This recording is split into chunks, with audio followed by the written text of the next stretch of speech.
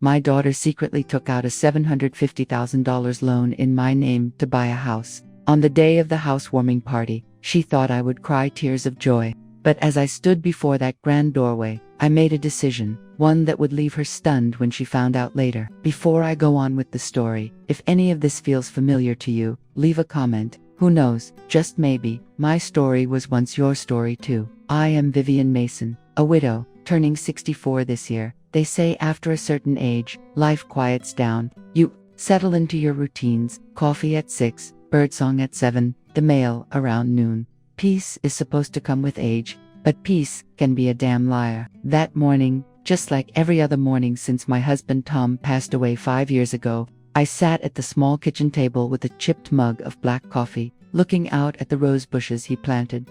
My phone buzzed. I nearly ignored it. I don't check messages often unless it's from my daughter Chelsea. But something in my gut told me to pick it up. It was an email from the bank. Subject urgent. Mortgage loan payment due. Account number 8942. I don't have a mortgage, not anymore. I clicked it open. My hands went cold. A loan of $750,000, taken out under my name, was coming due in just 30 days. I stared at the numbers, blinking like maybe the screen was broken.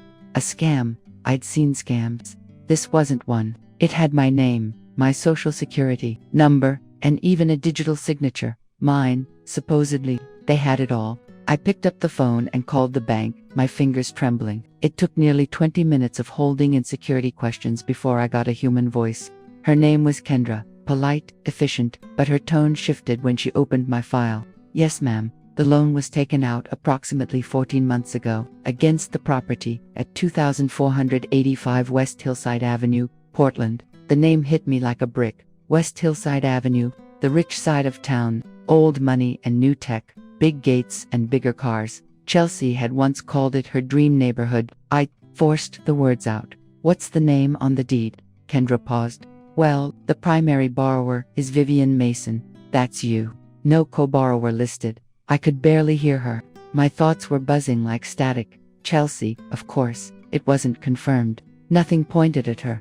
No signature, no paper trail I could see, but a mother knows when something's off. Chelsea always had champagne tastes on a soda budget. She'd grown up watching Real Housewives and talking about manifesting wealth. I tried to ground her, but after Tom passed, she drifted away, chasing something shinier. I hung up the phone and sat in silence. The refrigerator hummed. A bird chirped outside. The world didn't end, but something inside me cracked, like thin ice under a heavy step.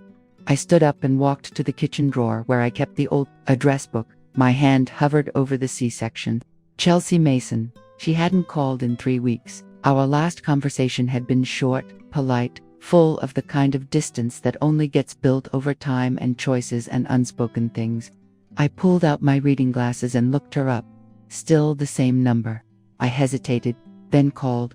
Voicemail. Hey, Chelsea. It's Mom. Can you call me back when you get a chance? It's important. I hung up and stared at my own reflection in the microwave door. Gray hair, lined face, tired eyes.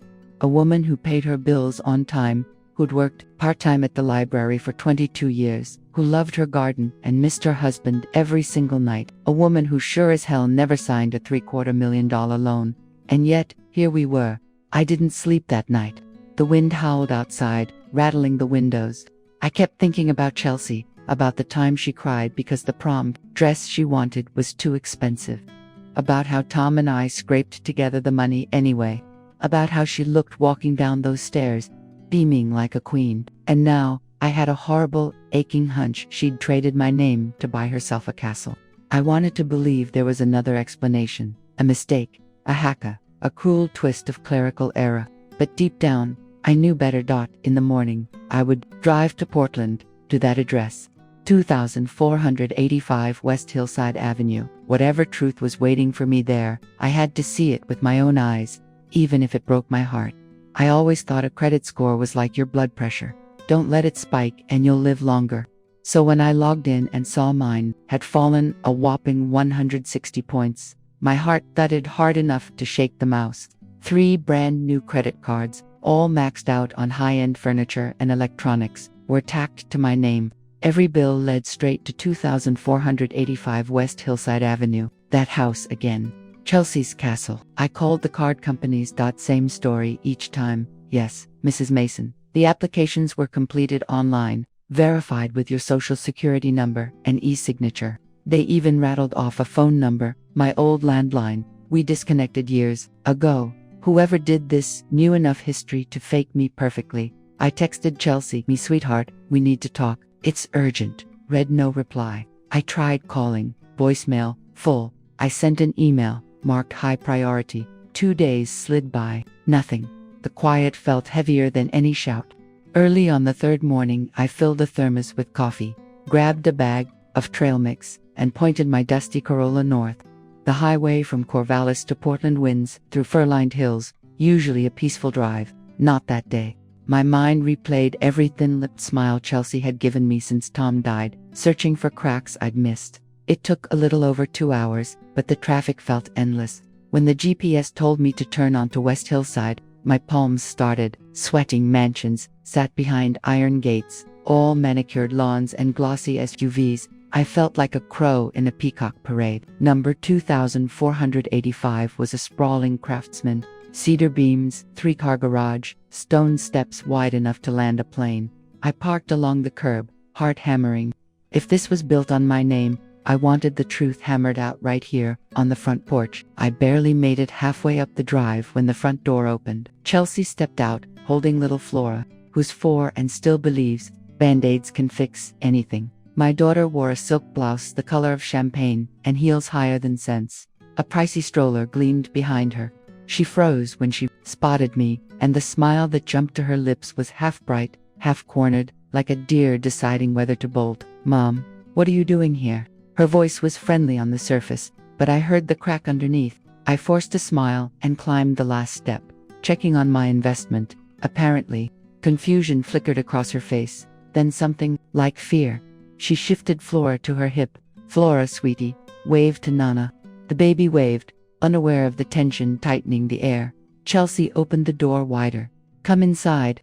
The foyer vaulted 2 stories high, smelling of new wood and expensive candles. A marble island anchored the kitchen. Designer bar stools lined one side, price tags still dangling. Boxes of electronics, flat-screen TVs, smart speakers, lay stacked, half opened. It hit me. The furniture purchases on those cards. Chelsea set Flora in a playpen ringed with plush toys. "She's been sick," my daughter said. "Maybe to soften me." I nodded but kept my eyes on her. "Tell me the truth," I said. "Did you take out that mortgage?" She bit her lip, mascara-thick lashes trembling. For a second I saw my little girl, 17, scared of failing a math test. Then the mask snapped back. "Mom, it's complicated. Complicated is a math problem. This is fraud." My voice came out harsher than I expected. Flora's head popped up like a startled prairie dog.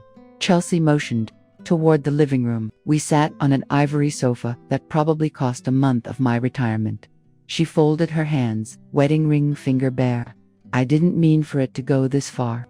"How far is $750,000, Chelsea?"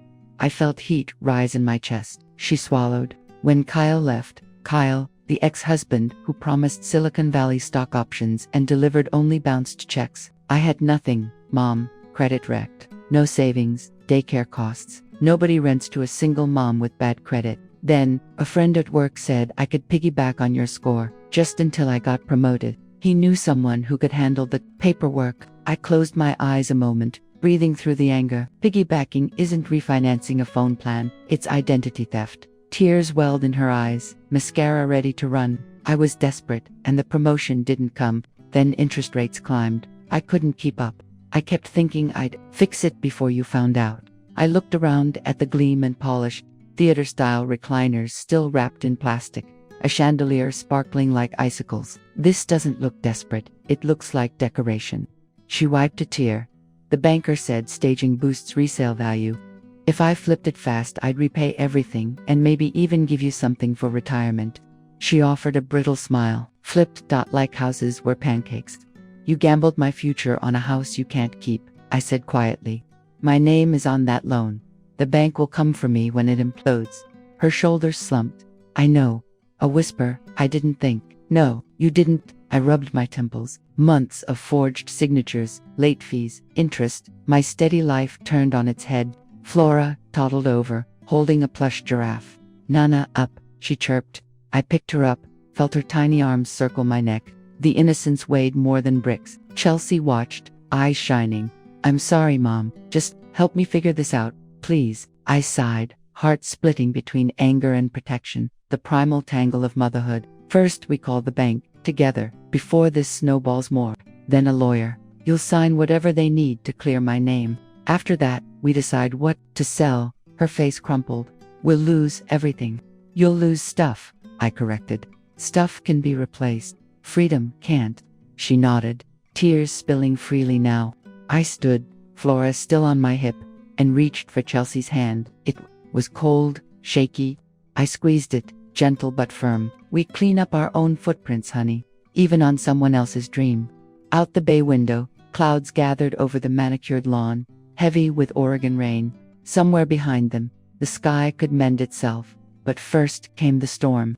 I took a breath and dialed the bank. The marble in Chelsea's kitchen looked like clouded winter sky, white with gray veins, and it felt twice as cold under my elbows. She brewed coffee in a chrome machine that probably cost more than my monthly pension check and set a steaming mug in front of me as if we were two girlfriends catching up. My hands circled the cup, needing warmth more than caffeine. She wouldn't meet my eyes at first. Flora was napping upstairs, leaving only the faint hiss of the dishwasher and a fragrance candle burning down to a puddle. Finally, Chelsea exhaled, the sound somewhere between a sigh and surrender. "Mom, it was supposed to be temporary." Her fingers drummed the counter. Kyle's startup folded, his unemployment ran out, and the hospital bills for Flora's ear surgery stacked up. We were drowning. If we used our own credit, nobody would lend us a dime. "So you used mine." I tried to keep my voice steady, but it shook like an old fence in wind. She nodded, cheeks flushing. "I figured we'd flip the house in 6 months, pay off everything, and give you a chunk for retirement. But the market cooled, rates went nuts, and here we are." I wanted to scold her, list out every sleepless night she'd bought me, every penny of interest eating at my future. Instead, the sight of her hunched shoulders and bitten cuticles turned my anger into that old familiar ache, mothering instinct. "What do you need from me right now?" I asked. Her relief softened her posture. "Just time, a few more months, maybe a year. I swear, once we sell, I'll make you whole." I stared into my coffee. Doc Tom would have called this throwing good money after bad, but Tom was gone, and I was staring at my daughter, who looked like a 10-year-old caught shoplifting a candy bar. I pictured Flora's bright grin, missing front tooth, the way she'd clung to my neck the day before. A grandchild shouldn't suffer grown-ups' mistakes. "All right," I said at last, "but you'll keep me in the loop. Every listing, every payment, every offer. We do this above board, no more secrets." My stomach clenched even as the words left my mouth. I'd given her the rope. I only prayed she wouldn't hang us both with it. Chelsea blinked back tears, nodded, whispered, "Thank you, Mom," like a child promised one more bedtime story. I drove home to Corvallis under a rain that beat the windshield like pennies from heaven. At a truck stop diner. I scribbled figures on a napkin. My savings, the pension, the penalty, if the loan defaulted, numbers blurred in greasy ink. But one thing stood out. If Chelsea's plan failed, I could lose the house Tom built with his bare hands. Back home, the silence felt larger than the rooms. I called the lawyer we'd retained after Tom's passing and scheduled a consultation, just in case. Then I sent Chelsea a text. "Need weekly updates by Sunday night. Love you." The message showed delivered. I waited, no reply. Weeks passed. Autumn painted the maples outside my window gold, then stripped them bare. I checked my phone the way teenagers check social media, compulsively, hopefully, stupidly. When Chelsea did answer, it was curt. "Busy, Mom, we'll call later." Later never came. Sundays slipped by with no updates. I left voicemails, polite at first, then edged with fear. I mailed a Halloween card full of stickers for Flora. It wasn't opened. The post office returned it marked moved, no forwarding address. My chest tightened like a rusted clamp. December rolled in, on a sleet wind. Flora's 5th birthday came and went, with no invitation. I baked cupcakes anyway, chocolate with rainbow sprinkles, lined them on the counter, and stared until the frosting crusted. On Christmas Eve, I sat alone, lights blinking on the tree, phone silent. Bing Crosby crooned about a white Christmas. I shut the radio off and listened to the quiet crack of the heater instead. New Year's Day delivered another blow, a thick envelope from the bank. Stamped urgent. 2 missed mortgage payments, default imminent. I dialed Chelsea before even taking off my coat, straight to voicemail. I tried again. This time it rang once, then the call was declined.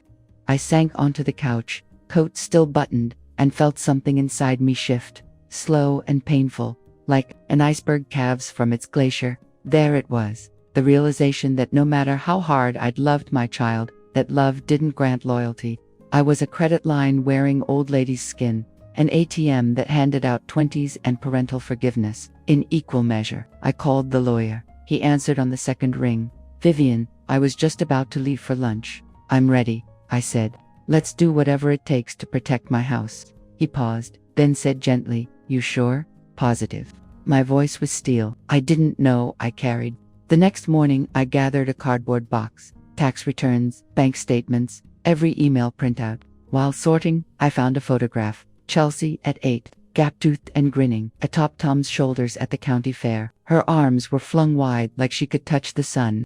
I traced her smile with my thumb, then laid the picture on top of the pile.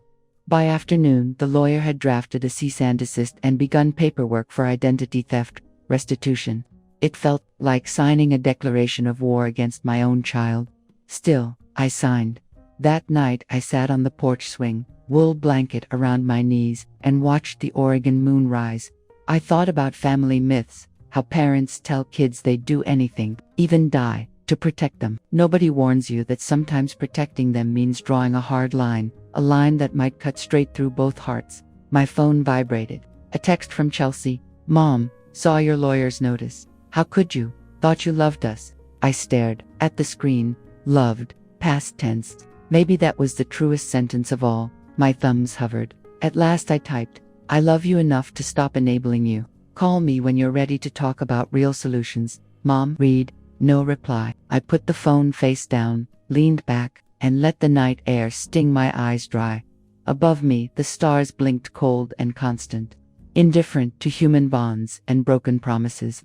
For the first time in months, the knot in my chest loosened, not because everything was better, but because I'd finally chosen my own name over being just a line on someone else's balance sheet. Tomorrow would bring lawyers, phone calls, maybe headlines, but tonight I claimed the quiet and the creak of the swing. Somewhere in that steady rhythm, I found a heartbeat that was purely mine, and it was enough to carry me forward, one breath at a time. I sat at the kitchen table long after the lawyer's call ended, a legal pad in front of me and a cheap ballpoint pen poised like a scalpel. Outside, January sleet rattled the gutters. Inside, the furnace hummed steady as a heartbeat. I drew a line down the middle of the page and wrote 2 headings, what Chelsea took, what I gave. Then I let the years spill out. Age 9. Dad's coffee can. Tom used to stash spare bills in a Folgers can on his workbench. Sawdust savings, he called it. One Saturday we came up $20 short. Chelsea swore she'd never touched it. Tears big as marbles. A week later I found a brand new Game Boy under her pillow. She said a friend had loaned it to her. I believed her, sort of. Tom did too. He was softer than he looked. Column totals. She took 20. We gave forgiveness. College freshman. Plastic freedom. I mailed her a just for emergencies visa. Final exams ended. The bill arrived. $1,137.58. Handbags, concert tickets, sushi dinners. She called in a panic. Mom, it was an accident. I'll pay every cent. I set up a payment plan, $50 a month, for a kid who never held $50 longer than a weekend. By junior year, I'd paid it off myself, silently, like scraping gum off a shoe. She took credit. I gave credit. After the divorce, the bridge loan, the ink on the custody papers wasn't dry before she phoned, voice quavering. I need help until I get back on my feet. It's for Flora. 2,000 turned into 5, spa charges and salon tips buried among grocery receipts. When I asked, she said self-care kept her sane for the baby's sake. I swallowed my frustration and mailed another check. She took checks. I gave chances. The list went on. Small thefts and big borrows, each one an echo. Mom, just this once. Every time. I patched the hole and prayed love would seal it. By the time the page filled, my pen hovered over the final total. I didn't bother adding. The number, whatever it was, could never capture the real cost. Nights staring at the ceiling, wondering if generosity was just cowardice in pearls, I pushed the pad away and stood, knees cracking. In the hall mirror I caught my reflection, silver hair escaping its clip, reading glasses sliding down my nose, eyes rimmed red from too little sleep. I looked like someone's kindly librarian, not the gatekeeper of hard boundaries, but appearances lie. Hadn't Chelsea proved that? I brewed chamomile tea and wandered the living room, touching the artifacts of a life spent in her shadow. The clay bowl she made in 8th grade art, lopsided but signed love, Chels on the bottom. The photo of her in cap and gown, me clapping, so hard my hands blurred. Each memento a receipt I'd saved. Proof that love had been real once, even if she'd converted it into credit lines and forged signatures. The kettle whistled. I poured, sat back down, and forced myself to say the words out loud, words I'd never dared voice, not even to Tom. I raised a daughter who doesn't know how to value me. The kitchen went silent, like the house was listening. My throat tightened, tears spilling hot onto my cheeks, but the sentence rang true as church bells. Owning it hurt, yet there was relief in honesty, as if I'd been holding my breath for 30 years and finally exhaled. Memory after memory flickered. Chelsea at 12, slipping my wedding ring on her finger to play princess, then forgetting to return it until I tore apart her room. Chelsea at 26, asking me to co-sign a car loan she defaulted on the month Tom's cancer came back. Chelsea at 33, promising holiday dinner then texting last minute that Flora had a tummy bug. Later I saw Instagram photos of them at a ski resort, every scene the same pattern. Her need ballooning, my boundary bending, the string of gratitude snapping the moment tension returned. I dabbed my eyes, reached for the pad again, and wrote a third title, What I Keep, beneath it. Tom's house. My name, the right to be more than a wallet. Simple list, heavy weight. The doorbell rang, jerking me up. I shuffled to the foyer, expecting a package, maybe the neighbor kid selling school chocolates. Instead, a registered mail courier handed me an envelope. Return address, Multnomah County Court. Inside lay a summons. Chelsea petitioning for full control of the property as primary resident, citing undue influence by me. My pulse roared in my ears. She was doubling down, even after the lawyer's notice. I slid down the wall, envelope in lap, the old oak floor pressing cold through my jeans. Somewhere past the shock, humiliation drained away, replaced by resolve, as clean and sharp as winter air. Enough. I stood, marched to Tom's roll-top desk, and opened the bottom drawer. His toolbox smell, machine oil and cedar, still lingered. I pulled out a fresh folder, labeled it Plan B, and started printing every email, every statement, every voicemail transcription. Evidence, truth on paper. If Chelsea wanted a courtroom, fine, I'd bring fire instead of cash. But fire alone scorches everything. So I placed Flora's kindergarten photo atop the stack, her gap-toothed grin, reminding me this fight wasn't about vengeance. It was about ending a legacy of enabled mistakes before it reached that little girl. Night settled. I flipped on the porch light and watched snow swirl under the bulb like confetti at a party I wasn't invited to. Somewhere up north, Chelsea might be sipping wine, convinced paperwork could bend reality. I couldn't control that.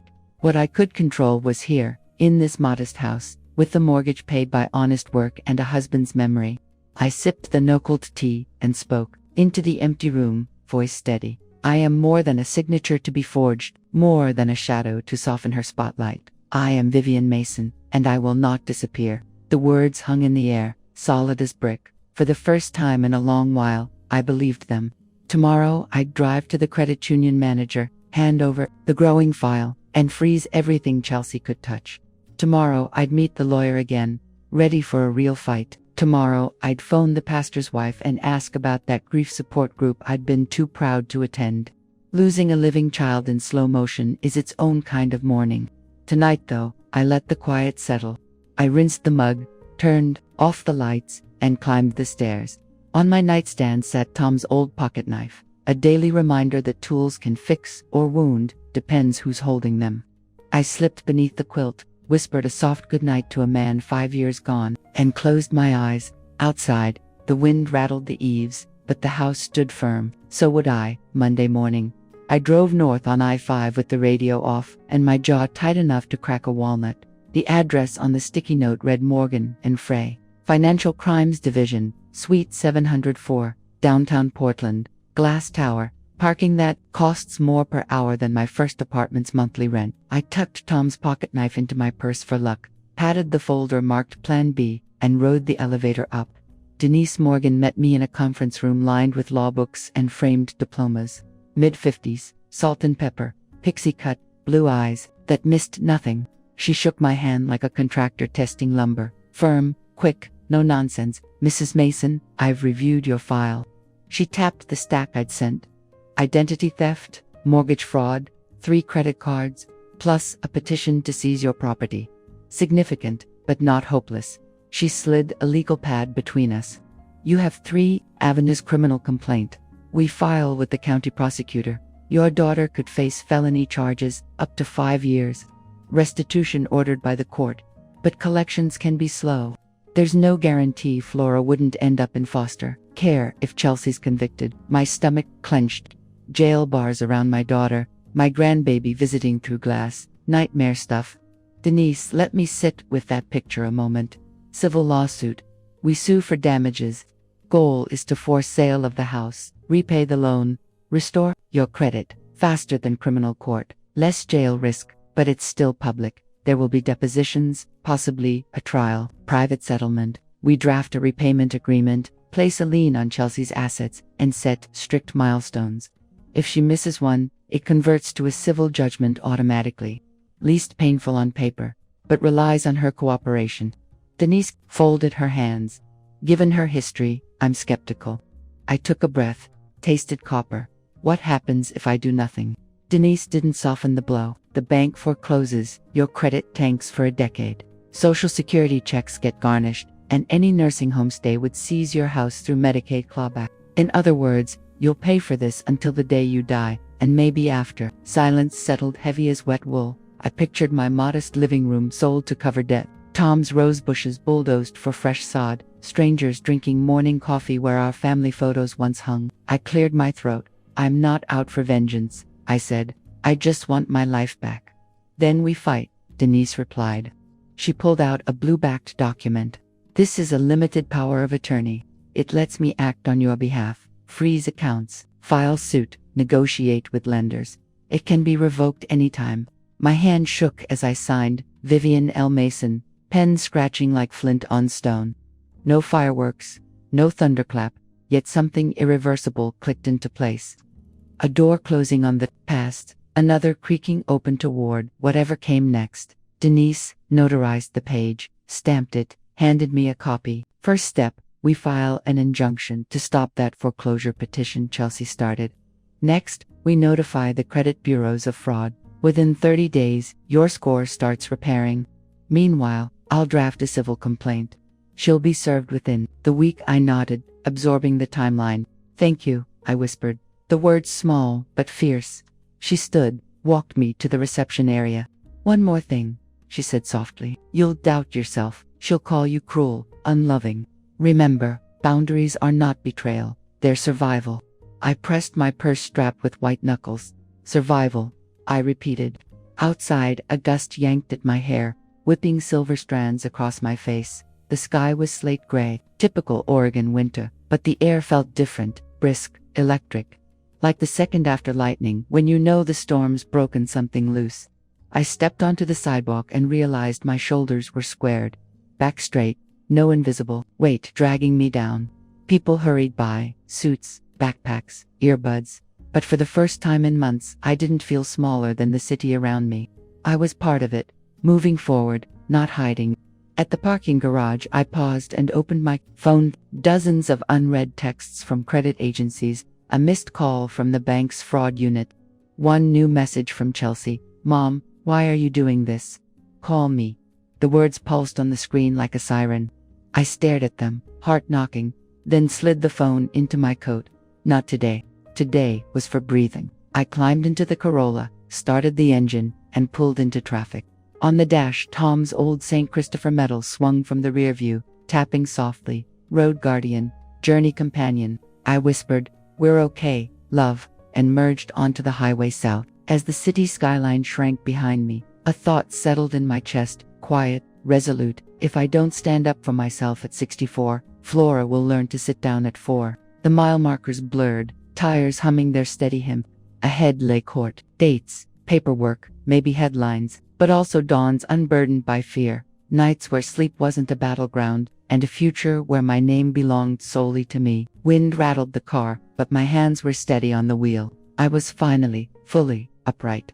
I spent the whole Saturday chopping, simmering, and second-guessing myself. Pot roast, Tom's favorite, slow-cooked with Idaho potatoes, carrots, and a bay leaf or two. Henry, my kid brother, always loved my green bean casserole, so that went in the oven next to cornbread muffins. I even baked an apple pie, though my wrists complained while I rolled the crust. Cooking felt like laying down railroad ties.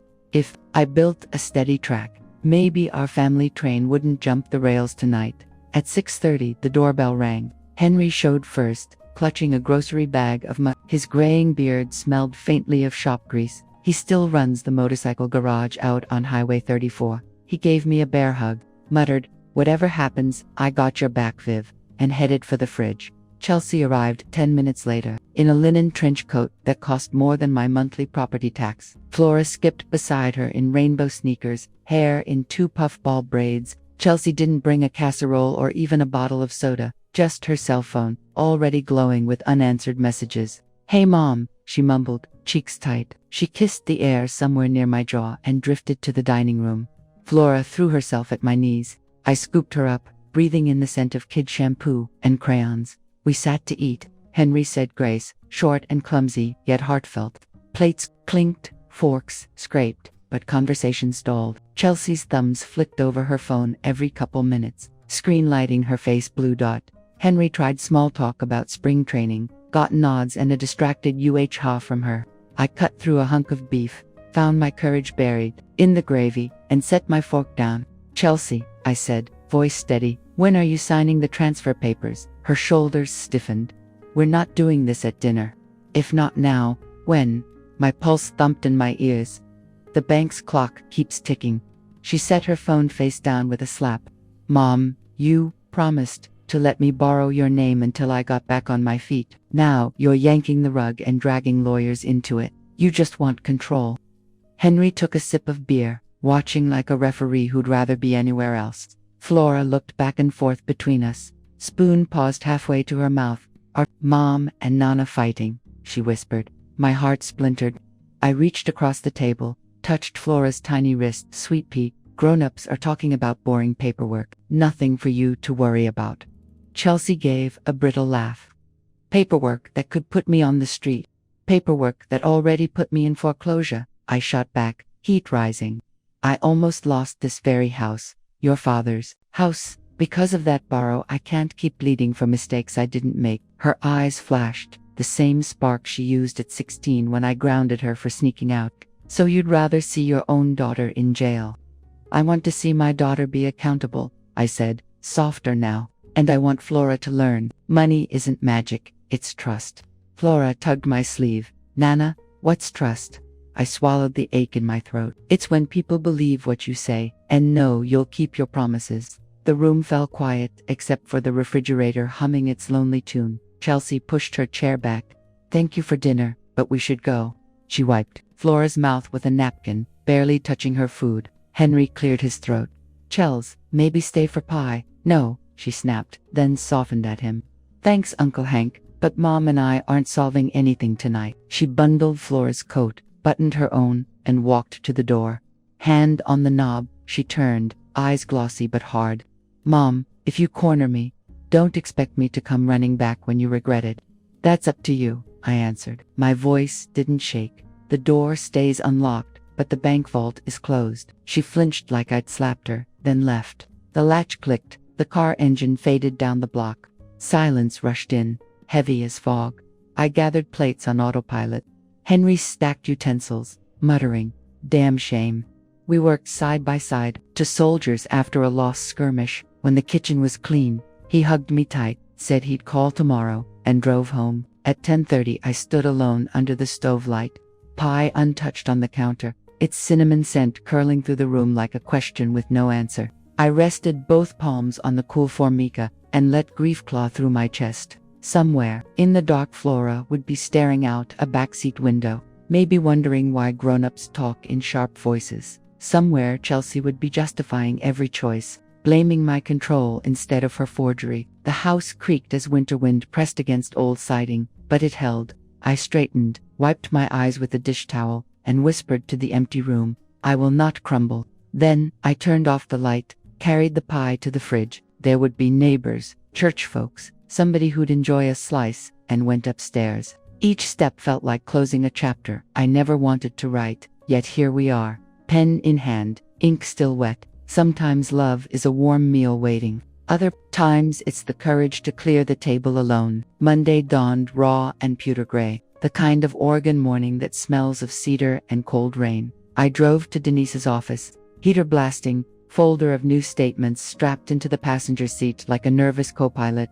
The streets around the courthouse district were slick with drizzle, their curbs lined by bare maples that seemed to wave bony fingers at anyone who tried slipping past justice. Denise greeted me in her doorway, blazer crisp, eyes sharper than a paring knife. "Everything's in place," she said, and steered me toward the same conference room where this war had begun. A neat stack of papers waited at my seat, subpoenas, ready to file, credit bureau affidavits, a letter from the bank stating unequivocally that the mortgage was fraudulent. Even the handwriting expert's report sat on top, pointing out where Chelsea's swooping C's betrayed her on my forged e-signature. "Vivian, we can walk this straight to the district attorney today," Denise said, tapping the folder, "or we serve her with a civil demand. Your call." I slid my glasses on. The words, "felony mortgage fraud," leaped off the page like a shout in a library. Prison bars flashed behind my eyes, orange jumpsuits, Flora pressing a small hand to plexiglass. My lungs tightened. "I need a minute," I murmured. Denise nodded and left me alone with the rain pattering against the window. My phone was already buzzing, alerts from lenders I'd frozen, a voicemail from Henry checking in, but one name wasn't there. Chelsea. 10 days since the silent supper, not a peep. I scrolled to Nora's contact. She's been my North Star friend since nursing school in '82. Now a neonatal specialist in New York who's seen too many families rip apart because someone refused hard truth. She answered on the second ring, Bronx accent coating every syllable. "Viv, you sound like you swallowed a hailstone. What's up?" I told her everything, the fresh evidence, Denise's ultimatum menu, the image of my daughter behind bars punching holes through my sleep. Nora listened, breathing softly in my ear until I finished. Then she hit me with a question that sliced through the fog. "Suppose the stress gives you a stroke next week and you can't talk, can't pay bills. Do you honestly think Chelsea will drop her phone long enough to manage your care?" The room tilted. I pictured myself in a rehab center, half paralyzed, while trucks hauled furniture out of Tom's house to satisfy debt collectors. Chelsea promising she'd stop by tomorrow, then forgetting. "I know," I whispered. "Then who protects you if you don't?" Nora asked. No judgment, just the clean light of reality. Love that never says no isn't love, it's surrender. I hung up and stared at the rain coursing down the glass in crooked rivers.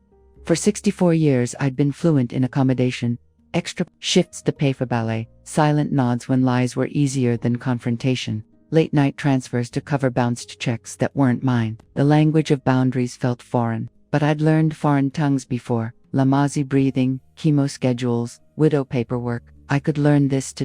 Denise re-entered. I straightened, the decision already formed like a crystal under pressure. "Draft and notice," I said. 15 days. She signs the house back, agrees to a repayment schedule we control, or we file the criminal complaint.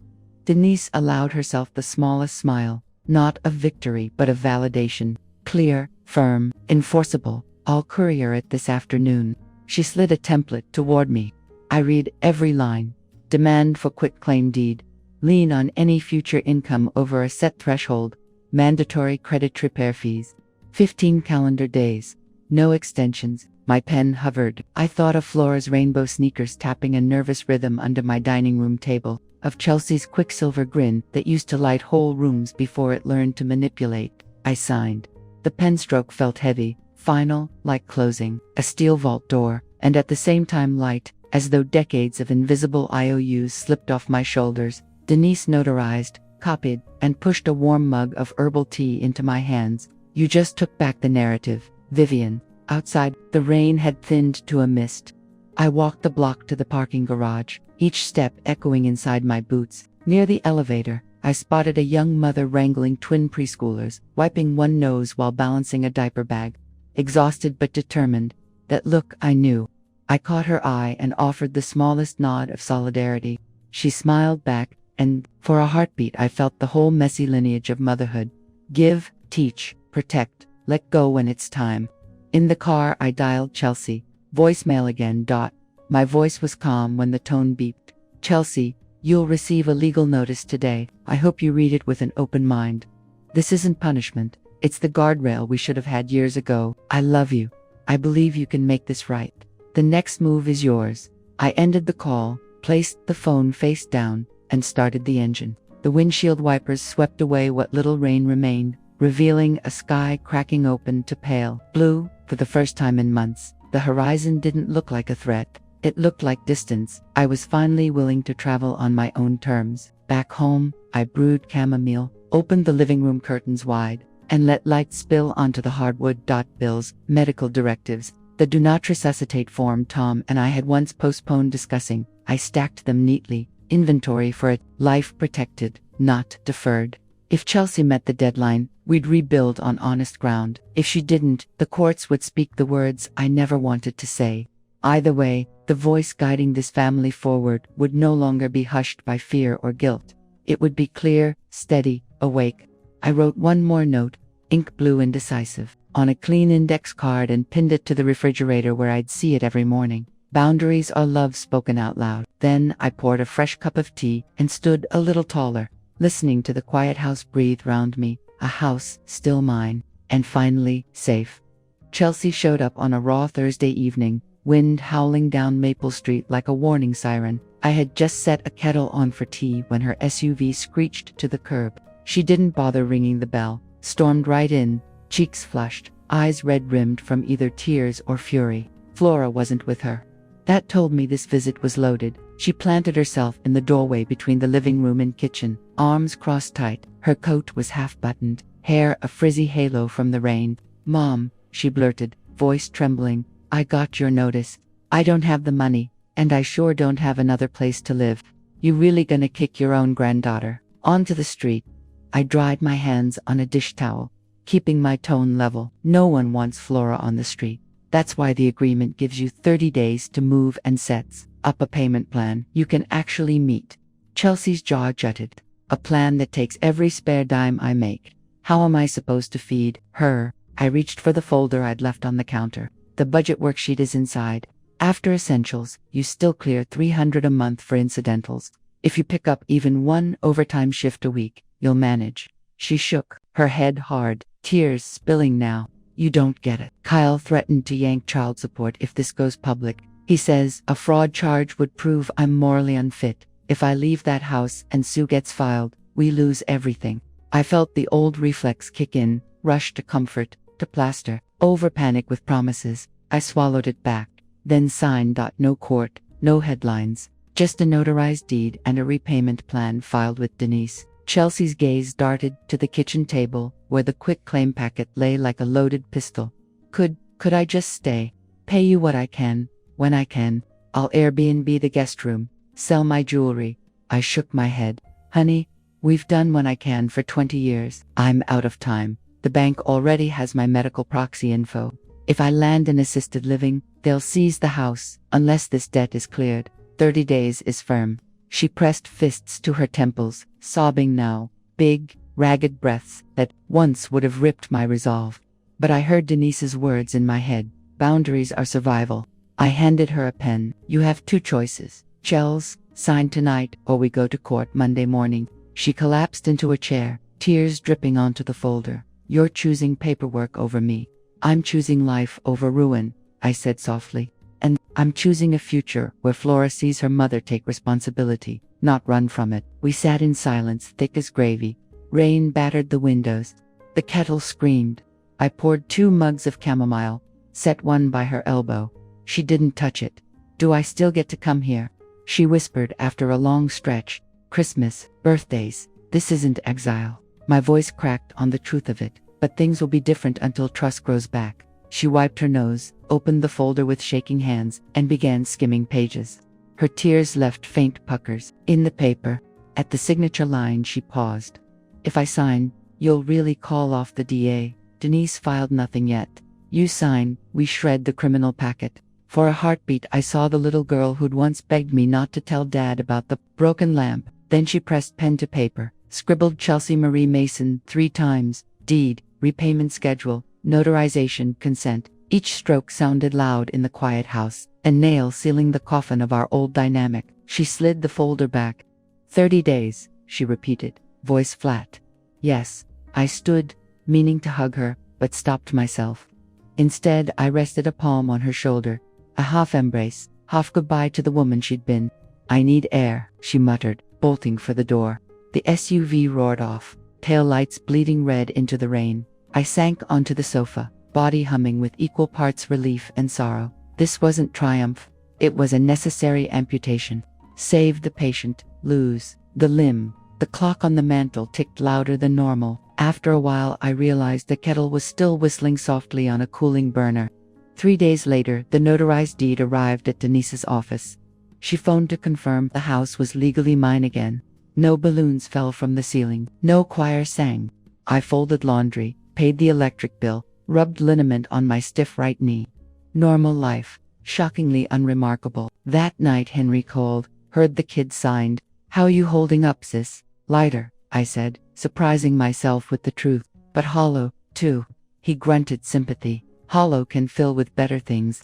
After we hung up, I poured a glass of milk and stood by the back window. Tom's roses, pruned for winter, pointed thorny stems at a cloudy moon. They looked dead now, yet I knew come May green shoots would push again. Recovery was stubborn like that. My phone chimed.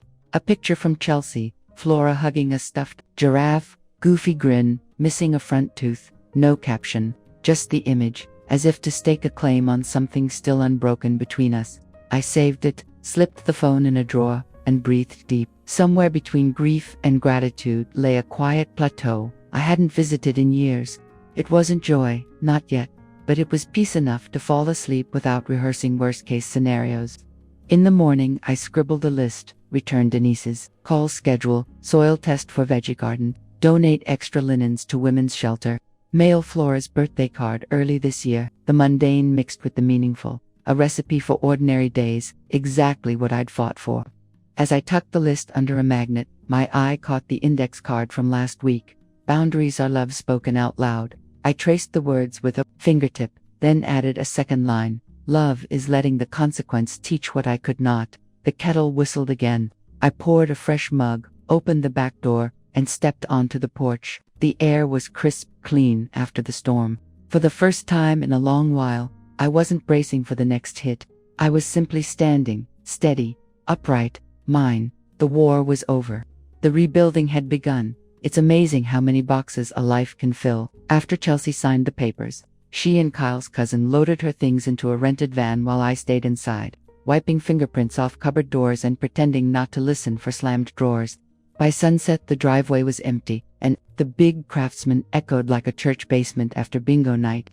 Chelsea texted that she and Flora had taken a 2-bedroom in Tiguar, over a pizza place. Not great, but safe. I thumbed back a brief, glad you found a spot.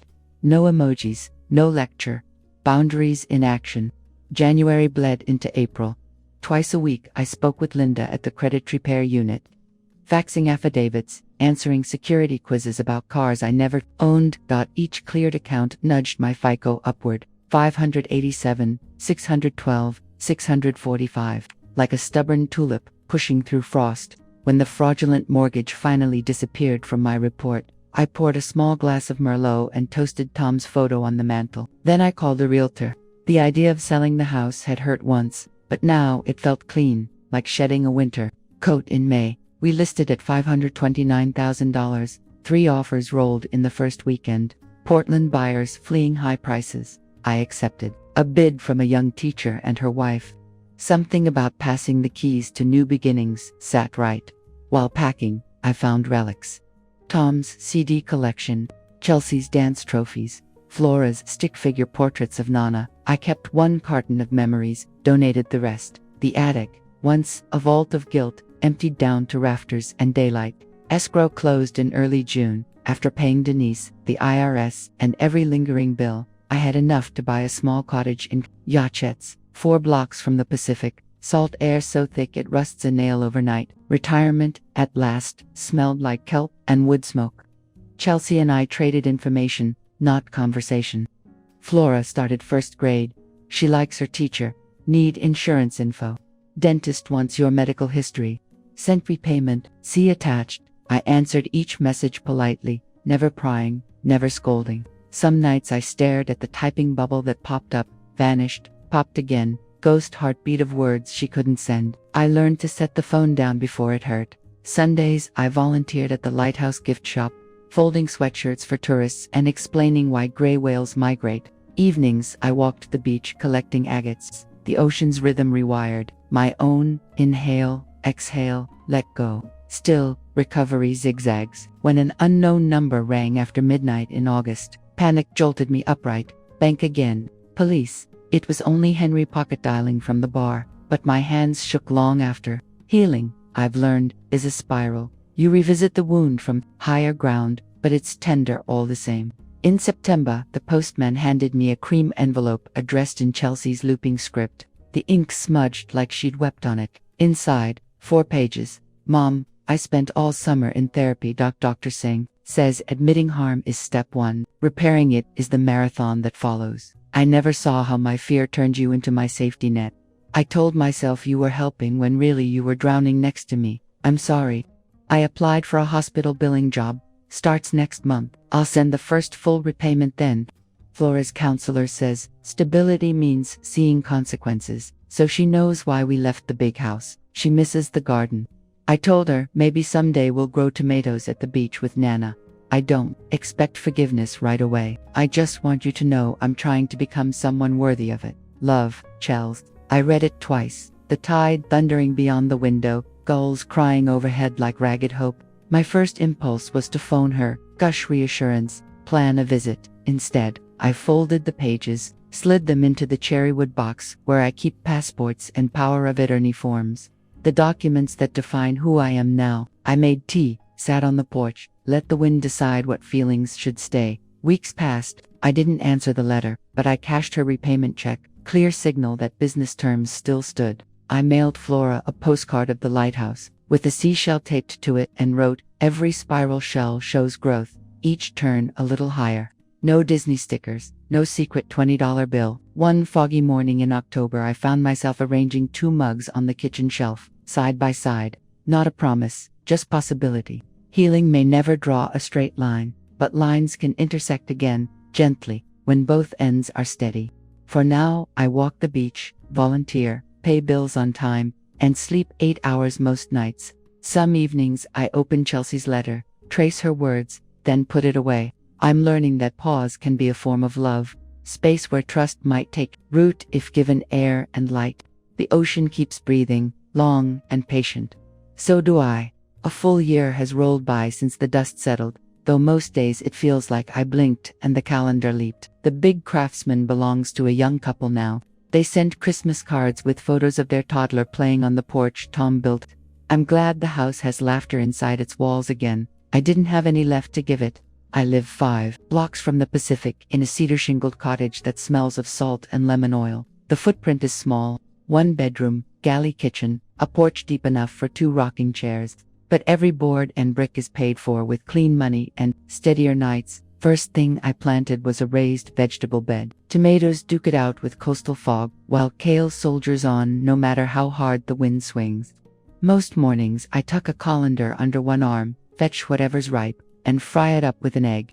It isn't fancy, but it tastes like ownership. March, I joined the Silver Sands Book Club at the community center.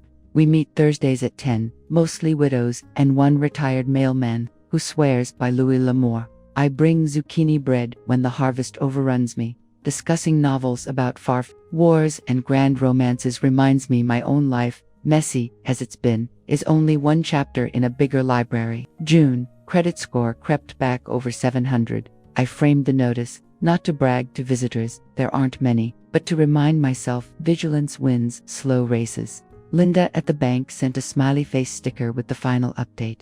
I slapped it on my freezer door like a gold star from 4th grade. August, I volunteered to shelve children's books at the tiny branch library. On slow afternoons, the librarian lets me read aloud to whoever wanders in. I've discovered that kindergartners and octogenarians both laugh at the day the crayons quit. Communication with Chelsea has cooled into something civil, almost professional. Twice a month she transfers her scheduled payment and shoots me a screenshot. I reply with a thumbs up and a note saying, "Received, thank you." No more, no less. When Flora had a fever in the spring, Chelsea texted at 2 a.m. asking about the dosage for children's Tylenol. I answered in 5 lines and wished them both good rest. She sent a brief "thanks, Mom," then nothing for weeks. It stings less than I expected. Boundaries are like new shoes, blistering at first, then oddly comfortable. What still pierces me are the envelopes addressed in purple marker, to Nana by the sea. Inside are crayon worlds, stick figure me in a floppy hat, a crooked sun, lopsided cupcakes, always a blue smear that is the ocean. Last month she wrote her first proper sentence. "I miss your buns." Chelsea translated via text. Flora meant buns, because we used to bake sticky buns together. I laughed so hard I scared the gulls off the railing. The drawing goes on the fridge, beside the Fico sticker. I mail her back pressed daisies and short notes about tide pooling. I never tuck in cash or overpromise visits. Just love, writes. The cottage needed a name. So on the anniversary of the lawsuit's settlement, I carved one into a driftwood plank and nailed it by the door. Second wind. Henry drove down for the afternoon, helped me hang it straight. We shared clam chowder at the Pier Cafe and toasted ginger ale, 2 stubborn sisters and fresh starts. Before he left, he squeezed my shoulder and said, "Proud of you, Viv." I believed him, and believed in me. That night, moonlight silvered the breakers. I brewed chamomile, pulled a shoebox of old papers from the closet, and fed half of it, old bank statements, court copies, foreclosure letters, into the fireplace. The flames guttered orange and blue, then settled to coals. I kept one thing, the index card that reads "Boundaries are love spoken out loud." It lives now in my nightstand, guardian of tomorrow's choices. I'm sitting by the window, gray hair whipping around my ears because I refuse to close the sash when the ocean is singing. The mug in my hand bears a chipped lighthouse and the words, "Stay the course." Out beyond the dunes, surfers wait for a set, bobbing like punctuation marks. My knees ache in the damp, but they still carry me to the shoreline every evening at low tide, where I trade worries for agates. Do I wish Chelsea and I could laugh the way we did when she was 10 and believed in fairy houses? Of course, some nights that wish washes over me harder than the waves. But wishes aren't plans, and plans aren't boundaries. What I have is an open door without an open wallet, a heart that is cautious but not closed, and the patience to let time prove what words cannot. When Flora's next envelope arrives, and one always does, I'll slit it open with Tom's old pocket knife, smile at whatever brilliant chaos she's drawn, and pin it above the sink. I'll pray Chelsea finds steadiness in therapy, in paychecks earned, in the quiet knowledge she faced consequences and survived. As for me, I no longer audition for anyone's approval, not even my child's. I choose books over bargaining, sunsets over spreadsheets, yes over maybe later. I choose myself, again and again, until that choice feels as natural as breathing. Sea air, a gust rattles the cottage, the kettle whistles. I rise, steady, unhurried, and whisper into the room, "Here's to second winds." Then I pour the tea, tuck my bare feet under the blanket, and let the ocean carry the rest. I am Vivian Mason, a mother, a widow, and a woman who once believed a mother's love could redeem everything, but life is no fairy tale. From that soul's lesson I learned this: love is not a sacrifice so total that you lose yourself. Boundaries are not cruelty. They are love's highest form of protection. I let my daughter step over mine far too many times in the name of motherhood, until the day I looked up to find nothing but a mountain of bills, a house on the verge of foreclosure, and a heart torn between forgiveness and justice. So I ask you, in all sincerity, if you were in my place, if you discovered your child had taken out loans in your name, lied, and pushed you to the brink of losing your future, what would you do? Forgive, stay silent, or rise up, not from spite, but from self-respect? I want to hear you. Whatever you decide, may God bless you and bless the hard choices that lie before you.